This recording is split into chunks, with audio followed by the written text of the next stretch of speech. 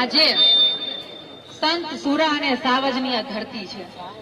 અને આટલા બધા હાવજો આ ખેડૂતો અહીંયા ભેગા થયા છે ત્યારે પરેશભાઈ તમારા અભિયાન આ ખેડૂતના અભિયાનને કોઈના બાપની તાકાત નથી કે રોકી શકે આ તાકાત અહીંયા ભેગી થઈ છે સરકાર પાસે આપણે માંગવાનું ના હોય મારા ખેડૂતો મારે સરકારને કહેવું છે કે આ જગતનો તાત છે સૌનો બાપ છે તમને એમ છે ને કે અમે હવના બાપ છીએ પણ ભૂલી જાજો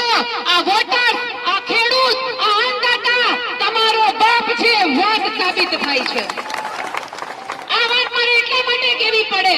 કે દર વખતે માંગવાનું અને કઈ 4-5 મહિનાથી નથી માંગતા વર્ષોથી માંગીએ છીએ વર્ષોથી માંગવું પડે છે આપણે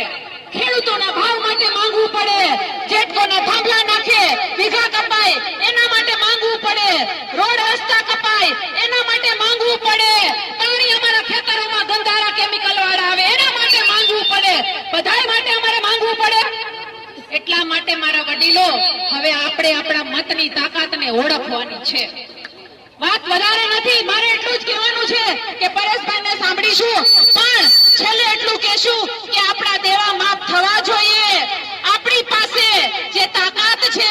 એ તાકાતને ઓળખવાની જરૂર છે આપણે પરમિશનની જરૂર નથી આપણે કોઈ એવા કામ કરવાની પણ જરૂર નથી આપણે કહેવાનું છે કે અમે ખેડૂત છીએ અમારા થકી દેશ ચાલે છે અમારા થકી જીવન ચાલે છે અમે ખપી જવા માટે પણ તૈયાર છીએ અને સરકારને બતાવી દેવાનું છે તો છેલ્લે હોકારો કરીને કયો બતાવીશું ને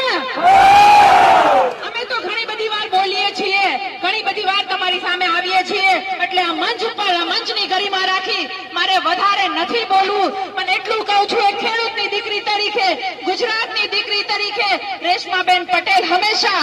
જ્યાં પણ હોય જે મંચ ઉપર હોય તમારી સાથે છે રહેશે અને હંમેશા લડશે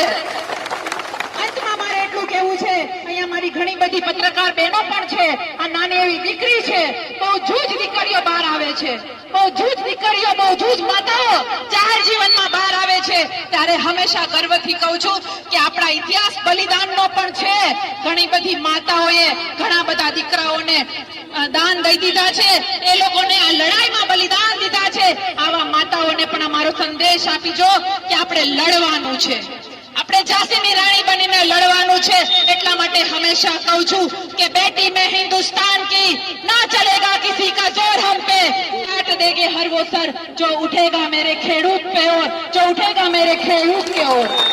बोलो जय जवान वंदे भारत माता की धन्यवाद जय हिंद जय भारत ખૂબ ખૂબ આભાર।